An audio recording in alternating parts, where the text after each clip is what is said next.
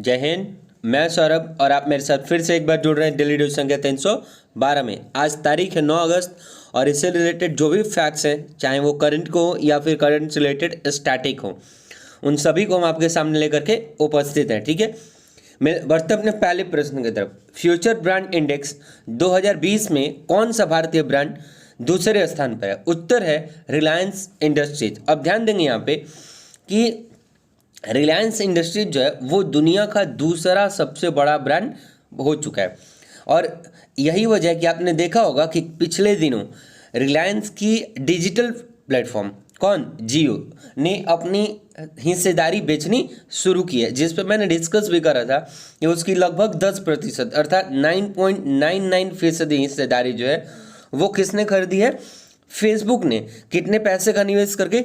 तो 43,574 करोड़। ठीक है, जबकि गूगल की पेरेंट कंपनी कौन? इनपुट इंक ने 7.7% शेयर 33,737 करोड़ रुपए का निवेश करके खरीदा था। ठीक है, और इसके पीछे रिलायंस इंडस्ट्रीज का जो मकसद है ये कि उनको अपने प्लेटफॉर्म को कर्ज मुक्त बनाना है। ठीक है, और कर्ज मुक्त बनाने के लिए वो क्या कर रहा है? अपने डिजिटल प्लेटफॉर्म जियो की हिस्सेदारी बेच रहा है और विश्व में अपनी पकड़ मजबूत करने के लिए, ठीक है, तथा खुद को आगे लाने के लिए ऐसा उनके द्वारा किया जा रहा है। और अभी रिलायंस इंडस्ट्रीज जो है वो दुनिया की दूसरी सबसे बड़ी कंपनी बन चुकी है, या दुनिया का दूसरा सबसे बड़ा ब्रांड बन चुका है। अब ध्यान देंगे कि ये जो रिपोर्ट है, ठीक, इस रिपोर्ट के अनुसार, कौन सा रिपोर्ट? Future brand index 2020। ठीक है, इस रिपोर्ट के अनुसार फ्यूचर ब्रांड इंडेक्स वैश्विक धारणा पर आधारित है। ठीक है, और वैश्विक यानी वर्ल्ड लेवल पे जो PwC ग्लोबल 100 कंपनियों को वित्तीय मजबूती के बजाय मार्केट कैप के आधार पर देखती है। ठीक है, ये मार्केट में किसका कितना कैप्चर है, इसमें इस बात पर जोर दिया जाता है कि कंपनी दुनिया के आगे अपनी पहचान कैसे बनाती है। अब जैसे मैंने बात कर रखा है कि रिलायंस इंडस्ट्री दूसरा सबसे बड़ा ब्रांड बन के उभरा है, तो पहला कौन है? तो पहला है एप्पल। ठीक है, कौन है? पहला एप्पल है और तीसरा कौन है? सैमसंग है। ठीक है, तो इतनी जानकारी आपको यहाँ से मिली। अब एक बात और भी आप ध्यान देंगे कि रिलायंस इंडस्ट्री जो है ये फाउंड कब हुआ, यानी इसकी आधारशिला कब रखी गई? 8 मई 1973 को। फाउंडर कौन रहे थे? धीरू भाई अंबानी। और इसके हेडक्वार्टर कहाँ है? मुंबई। और CEO और MD वर्तमान में कौन है? मुकेश अंबानी। उम्मीद करते हैं कि आपको इससे जो रिलेटेड फैक्ट्स थे वो प्राप्त हुए। एक बात और भी आपसे कहेंगे कि हम जो प्रश्न आपसे पर डे लास्ट में पूछते हैं, बहुत सारे लोगों ने जवाब देना शुरू किया और सही जवाब दे रहे हैं। कुछ लोग डिटेल में भी धीरे धीरे लिखना शुरू कर दिए। आप भी इस चीज़ को अपने निजी जीवन में प्रतिदिन में शामिल कर लीजिए। बढ़ते हैं अपने दूसरे प्रश्न की तरफ। किस देश में बनी पहली कोरोना वायरस वैक्सीन 12 अगस्त को पंजीकृत होगी? उत्तर है रूस। ठीक है, आपको पता है कि कोविड-19 बहुत चर्चे में है क्योंकि वैश्विक महामारी के तौर पे यानी पैंडेमिक के तौर पे उभरा हुआ है। ठीक है, तो ध्यान देंगे कि रसिया का लोकेशन वर्ल्ड मैप पे कहाँ है? तो रसिया जो है वो पूर्वी यूरोप और उत्तरी एशिया में स्थित एक क्षेत्रफल के आधार पर दुनिया का सबसे बड़ा देश है। ठीक है, तथा जनसंख्या घनत्व के आधार पर देखें तो यह सबसे कम जनसंख्या घनत्व वाला भी देश है। ठीक है, और एक बात और भी ध्यान दें कि अगर भारत की तुलना में देखा जाए तो भारत से 5 गुना ज़्यादा बड़ा क्षेत्रफल किसका है? रसिया का। ठीक है, और विश्व में 7वें स्थान पर आता है रसिया। किस चीज़ में? जनसंख्या में। ठीक है, तो रसिया के बारे में ओवरऑल ये एक व्यू था। अब ध्यान देंगे कि रसिया की राजधानी सबको पता है कहाँ? मॉस्को है। ठीक है, राष्ट्रपति कौन है? Vladimir Putin. और प्राइम मिनिस्टर कौन है? Dmitry Medvedev. और मुद्रा क्या है? रूबल। तो इतनी जानकारी आपको रसिया से प्राप्त होती है। बढ़ते अपने अगले प्रश्न संख्या 3 की तरफ। भीषण विस्फोट के बाद किस देश ने 2 सप्ताह का आपातकाल घोषित किया है? लेबनान उत्तर होगा आपका। मैंने पिछले रोज भी बताया था कि अमोनियम नाइट्रेट की वजह से ये घटना हुई है। ठीक है, और अब देखिए ध्यान देंगे आप कि आपको ये तो पता चल गया कि किस चीज़ का विस्फोट हुआ था, तो अमोनियम नाइट्रेट का। एक प्रश्न ये भी बन सकता है। दूसरा क्या कि लेबनान अगर चर्चा में आया है तो लेबनान का लोकेशन क्या है मैप पे, ये पहले आप देखें, और जो मैं लोकेशन बोलता हूँ उसको आप या तो गूगल के मैप पे देखें या फिर आपके पास अगर कोई वर्ल्ड मैप है तो उसमें देखें। जैसे ध्यान देंगे कि लेबनान जो है वो पश्चिम एशिया में भूमध्य सागर के पूर्वी तट पर स्थित एक देश है, ठीक है, जिसकी राजधानी कहाँ है, बेरूत, और मुद्रा क्या है, लेबनानी पाउंड। राष्ट्रपति कौन है, मिशेल सुलेमान, और प्राइम मिनिस्टर कौन है, साद हरीरी। कौन है, साद हरीरी। और मैंने आपको पिछले रोज बताया था क्या कि इसका विस्फोट जो है वो एक केमिकल होता है अमोनियम नाइट्रेट, वो लगभग 9000 पाउंड की मात्रा में रखा हुआ था, ठीक है, जिसकी वजह से ये विस्फोट हुआ है, ठीक है। तो इतनी जानकारी आपको इस प्रश्न से प्राप्त होती है, ठीक है। बढ़ते अपने अगले प्रश्न संख्या 4 के तरफ। पायलट प्रोजेक्ट के तहत बिना इंटरनेट कितनी राशि ट्रांजैक्शन हो सकेगी? उत्तर है 200 रुपए, ठीक है। बढ़ते अपने अगले प्रश्न संख्या 5 की तरफ। आरबीआई ने रेपो रेट कितना बनाए रखने का फैसला किया है? उत्तर है 4%। अब ध्यान देंगे यहाँ पे कि इसके बारे में आप एक डिटेल समझ विकसित करें, ठीक। तो होगा क्या कि आरबीआई ने वित्त वर्ष 2020-21 की दूसरी द्विमासिक मौद्रिक नीति का वक्तव्य 4, 5 और 6 अगस्त को बैठक में जारी किया, ठीक, जिसमें एलएएफ और एमएसएफ का दर जो है वो अपरिवर्तित रहेगा, यानी उसमें कोई बदलाव नहीं किया गया। अब ध्यान देंगे आप कि ये मैं वर्ड क्यों यूज किया, क्योंकि आपके एग्जाम्स के क्वेश्चन बन सकते हैं ये किस दर में कोई परिवर्तन नहीं किया गया। तो एलएएफ और एमएसएफ, अब एलएएफ का फुल फॉर्म क्या होगा, लिक्विडिटी एडजस्टमेंट फैसिलिटी, जबकि एमएसएफ का क्या होगा, मार्जिनल स्टैंडिंग फैसिलिटी, ठीक है। अब ध्यान देंगे इसी में कि वित्त वर्ष 2020-21 में पूरी वास्तविक जीडीपी विकास कैसा रहेगा, नेगेटिव रहेगा, ठीक। और एलएएफ के तहत रेपो रेट जो है वो 4% पर अपरिवर्तित रहेगा, यानी उससे भी नहीं बदला जाएगा, जबकि रिवर्स रेपो रेट क्या होगा, तो वो 3.35% पर रहेगा। अब एक बात आप यहाँ से ध्यान देंगे कि मैं आपको यहाँ 2-3 टर्म यूज किया, आरबीआई, मौद्रिक नीति, इसके साथ साथ repo rate, reverse repo rate, ठीक। तो आप डेली के अलावा दूसरे जो प्लेलिस्ट बने हुए हैं उसमें इकोनॉमिक्स का एक प्लेलिस्ट है, ठीक, आप वहाँ से जा करके, और आरबीआई हो गया, मॉनेटरी पॉलिसी हो गया, ठीक, या फिर repo rate, reverse repo rate, fiscal policy, इन सभी को मैंने इन डिटेल पढ़ा रखा है, ठीक है। तो आप वहाँ से जा करके इन सारी चीज़ों की समझ विकसित करें, क्योंकि ये सारे ऐसे प्रश्न हैं जो एज इट इज हमारे एग्जाम्स के पेपर में देखने के लिए मिल जाते हैं। अब ध्यान देंगे कि आरबीआई की जब मैंने बात की आपसे, तो आरबीआई के गवर्नर वर्तमान में कौन है, शक्तिकांत दास, और ये कितने नंबर के गवर्नर है, तो ये 25वें है। हेडक्वार्टर का है आरबीआई का मुंबई में, और स्थापना कब हुई थी, 1 अप्रैल 1935 को। और यह स्थापना कहाँ हुई थी, तो यह स्थापना हुई थी कोलकाता में, ठीक है। तो इतनी जानकारी आपको यहाँ से मिली। बढ़ते अपने अगले प्रश्न संख्या 6 की तरफ। तेंदुपत्ता संग्राहक सामाजिक सुरक्षा योजना शुरू करने वाला राज्य कौन सा है? उत्तर है छत्तीसगढ़। अब ध्यान देंगे कि ये जो तेंदुपत्ता संग्राहक सामाजिक सुरक्षा योजना है, ठीक, ये एक कांग्रेस के नेता हैं, ठीक है, जो कि संघर्ष करते हुए मारे गए। तो इस योजना का नाम जो है वो क्या रखा गया, क्योंकि अभी वर्तमान में छत्तीसगढ़ में कांग्रेस की ही सरकार भी है। तो उनके एक नेता हैं महेंद्र कर्मा, ठीक है। तो महेंद्र कर्मा के नाम पर ही उनके नाम पर ही किया गया कि इसका नाम रखा गया शहीद महेंद्र कर्मा तेंदुपत्ता संघर्ष समाज सुरक्षा योजना। अब ये तेंदुपत्ता होता क्या, तो आपने सुना होगा ये तेंदुपत्ते से बीड़ी बनाई जाती है, ठीक है। और इस योजना के तहत बीड़ी बनाने वाले लगभग 12.5 लाख परिवार को वित्तीय सहायता प्राप्त कराया जाएगा। जैसे इसमें होगा क्या कि जैसे किसी की उम्र 50 साल तक की है और वो एक्सपायर कर जाता है, तो उसे 2 लाख की वित्तीय सहायता दी जाएगी। अगर उसका एक्सीडेंट होता है, तो इस तरह से अलग अलग स्लैब बनाए हुए हैं, जिसमें मैक्सिमम 2 लाख तक की राशि है और न्यूनतम राशि है 37,500, यानी कि 37,500, ठीक है, की राशि उसको देने की बात कही गई है, ठीक है। अब ध्यान देंगे छत्तीसगढ़ के मुख्यमंत्री कौन है, भूपेश बाघेल। और राज्यपाल कौन है? अनुसुईया उके। और छत्तीसगढ़ जो है वो आपको पता है कि मध्य प्रदेश से अलग होकर के बना, कब? 1 नवंबर 2000 को। तो इतनी जानकारी आपको इस प्रश्न से मिलती है। बढ़ते हैं अपने अगले प्रश्न संख्या 7 की तरफ। विश्व के पहले परमाणु बम हमले, पहला कौन था? हिरोशिमा त्रासदी का कौन सा वर्षगांठ मनाया गया?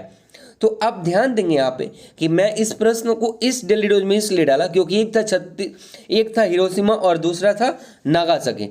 तो हिरोशिमा पे 6 अगस्त को और नागासाकी पे 9 अगस्त को इस तरह की त्रासदी हुई थी। अब इसका मैं डिटेल आपको एक बार समझ डेवलप कराता हूँ कि आपको पता है कि दूसरे विश्व युद्ध के दौरान जब विश्व युद्ध अमेरिका के हाथों से लगभग निकल रहा था, ठीक है, और जापान हावी हो रहा था, तो हुआ क्या कि दूसरे विश्व युद्ध में 6 अगस्त 1945 को, ठीक, अमेरिका के द्वारा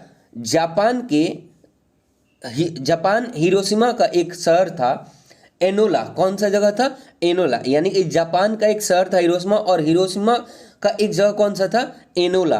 ठीक, वहीं पर यूएसए के द्वारा 6 अगस्त को लिटिल बॉय नामक परमाणु बम, जो क्या था? यूरेनियम 235 का था, ठीक है, तो उसको गिराया गया। और 9 अगस्त को नागासाकी पे फैटमैन नामक परमाणु बम गिराया गया, ठीक है, जिसकी वजह से क्या हुआ कि वहां की लगभग 70,000 जनसंख्या एट ए टाइम मारी गई थी और 10,000 उसके जो विकिरण प्रभाव थे उसकी वजह से हिरोशिमा के लोग मारे गए थे, ठीक है।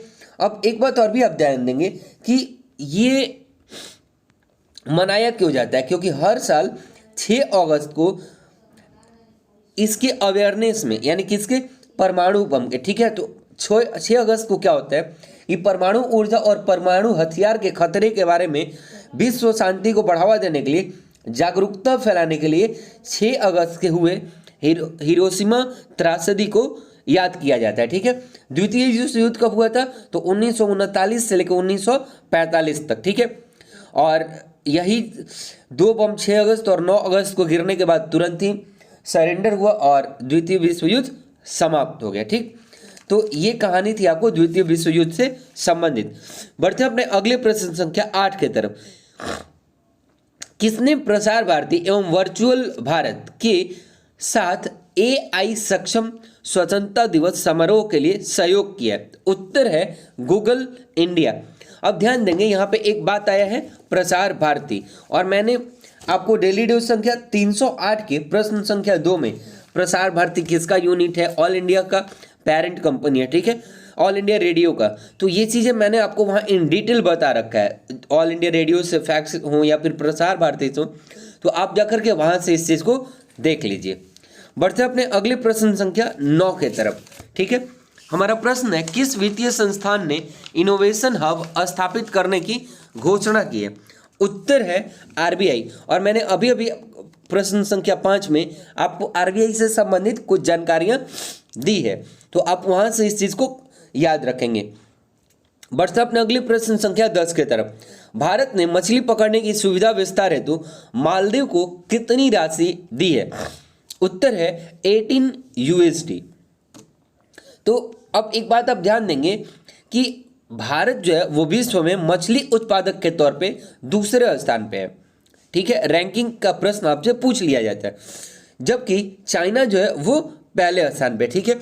ध्यान देंगे कि 1950-51 के समय में भारत 29% संपूर्ण विश्व का मछली उत्पादक 29% का ये उत्पादक था, ठीक है, जबकि 2017-18 तक भारत 71% का उत्पादक हो गया है।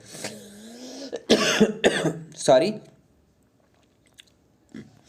बढ़ते अपने अगले प्रश्न संख्या 11 के तरफ। यूपीएससी का नया अध्यक्ष किसे नियुक्त किया गया? उत्तर है प्रदीप कुमार जोशी को, ठीक है। और आप ध्यान देंगे कि प्रदीप कुमार जोशी को यूपीएससी का नया अध्यक्ष नियुक्त किया गया। तो आपने पढ़ा भी होगा कि इससे पहले कौन थे, ठीक।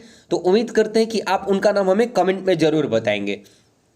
बढ़ते अपने अगले प्रश्न संख्या 12 के तरफ। आत्मनिर्भर भारत ऐप इनोवेशन चैलेंज के सोशल श्रेणी का विजेता कौन बना है? उत्तर है चिंगारी। ठीक, अब ध्यान देंगे ये है क्या कि इससे पहले आपने एक ऐप सुना था क्या, टिकटॉक, ठीक है, जो कि बहुत ही ज़्यादा फेमस हुआ था कोविड-19 के विवाद को लेकर के, और टिकटॉक को भारत के द्वारा बैन कर दिया गया और आत्मनिर्भर भारत के तहत अपने देश का ऐप डेवलप करा गया। ठीक है, जिसमें चिंगारी जो है वो रैंक फर्स्ट पर आया। ठीक है, तो इतनी जानकारी आपको इस आत्मनिर्भर भारत प्रश्न की सहायता से प्राप्त होती है।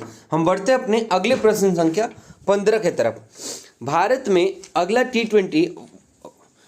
टी20 क्रिकेट वर्ल्ड कप किस वर्ष खेला जाएगा? ठीक है, तो उत्तर है 2021 में। एक प्रश्न संख्या 14 भी है, 2020 का स्थगित टी20 क्रिकेट वर्ल्ड कप कब और कहां खेला जाएगा? उत्तर है ऑस्ट्रेलिया में। तो ध्यान देंगे कि इन दोनों का मैं आपको एक डिटेल अप्रोच डेवलप करता हूं। जैसे आप ध्यान देंगे कि इसको हुआ क्या कि आईसीसी के द्वारा कोविड-19 की वजह से स्थगित कर दिया गया। ठीक है, और आईसीसी मेंस यानी कि आईसीसी जो पुरुष टी20 वर्ल्ड कप कराता है, ठीक, जो कि 2020 में होना था, उसको एक्सटेंड करके और कब कर दिया? 2022 में, जो कि अब कब कहाँ पे होगा? तो वो ऑस्ट्रेलिया में होगा।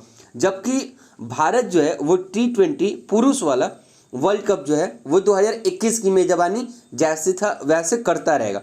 और एक बात और भी ध्यान देंगे कि आईसीसी ने टी20 जो वुमेन वर्ल्ड कप है 2021 का, उसको स्थगित करके साल 2022 में फरवरी मार्च के महीने तक एक्सटेंड कर दिया, और जो कि कहाँ होने वाला है? न्यूजीलैंड में। ठीक है, और मैंने आपको बताया था कि टी20 का जो वर्ल्ड कप है महिला वाला, वो अभी 2020 वाला कहाँ होगा?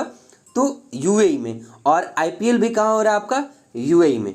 तो ये चीज़ आप ध्यान रखेंगे। अब देखिए आईसीसी के जो हेड क्वार्टर है वो कहाँ है? तो आईसीसी का हेड क्वार्टर है दुबई। कहाँ है, किस देश में? तो यूएई यानी यूनाइटेड अरब अमीरात। और इसके सीईओ कौन है? मनु साहनी। अध्यक्ष कौन है? इमरान ख्वाजा। तो इतनी जानकारी आपको इस प्रश्न से मिलती है। बढ़ते अपने अगले प्रश्न संख्या 16 के तरफ। हुरून वैश्विक यूनिकॉर्न सूची 2020 में भारत किस स्थान पर है? उत्तर है चौथे स्थान पर। अब ध्यान देंगे कि ये एक रैंकिंग लिस्ट होता है। ठीक, तो इस रैंकिंग लिस्ट में पहले नंबर पे है यूएसए और दूसरे नंबर पे है चाइना। भारत इससे पहले जो था वो तीसरे नंबर पे था। ठीक है, और तीसरे से खिसक करके वो अब किस पायदान पे पहुंच चुका है? चौथे पायदान पे। ध्यान देंगे एक प्रश्न यहाँ से और भी बनाया जा सकता है कि भारत का यूनिकॉर्न किस शहर को कहा जाता है? तो भारत का यूनिकॉर्न कहा जाता है बेंगलुरु को। ठीक, तो इतनी जानकारी आपको इस प्रश्न से प्राप्त होती है। बढ़ते अपने अगले प्रश्न संख्या 17 की तरफ। हुरून वैश्विक यूनिकॉर्न सूची 2020 में शीर्ष स्थान पर कौन सा देश है? अभी मैंने आपको बताया यूएसए। ठीक है, और दूसरे पे कौन है? चाइना। अगले प्रश्न संख्या 18 की तरफ बढ़ते हैं। किस बैंक ने एक स्वचालित आर्टिफिशियल इंटेलिजेंस, ठीक है, एआई संचालित वॉइस असिस्टेंट AXAA लॉन्च किया है? ठीक है, उत्तर है एक्सिस बैंक। आप ध्यान देंगे कि AXAA है क्या? तो यह है एक artificial intelligence power conversational voice bot. ठीक है, जो कि करेगा क्या कि जो भी इस बैंक यानी एक्सिस बैंक के जो भी कस्टमर्स हैं, ठीक है, उनको प्रतिदिन इंग्लिश, हिंदी और इंग्लिश में 1 लाख लोगों तक को जवाब देने की इसकी क्षमता है। यानी कि जो भी 1 लाख लोग तक कोई भी अपनी समस्या अगर वहाँ टाइप करते हैं या फिर मैसेज करते हैं, तो वो इनको ऑटोमेटिकली उनके सवालों का जवाब इन 3 लैंग्वेज में देने की क्षमता रखता है, और इसी तर्ज पर इसे विकसित करा गया। अब बात करते हैं एक्सिस बैंक का। तो एक्सिस बैंक का हेड ऑफिस कहाँ है? मुंबई में, और इसके एमडी और सीईओ कौन है? अमिताभ चौधरी। ठीक है, पिछले रोज हमने आपसे एक प्रश्न पूछा था कि झारखंड के राज्यपाल कौन है? तो आप सभी का जवाब था द्रौपदी मुर्मू, जो कि बिल्कुल सही जवाब है। आज का आपके लिए एक प्रश्न है, भारत रत्न से सम्मानित प्रथम महिला कौन है? ठीक है, तो उम्मीद करता हूं कि उस चीज का जवाब आप हमें जरूर कमेंट बॉक्स में देंगे। फिर मिलते हैं हम लोग अगले डेली डोज में। तब तक के जय हिंद, बाय बाय।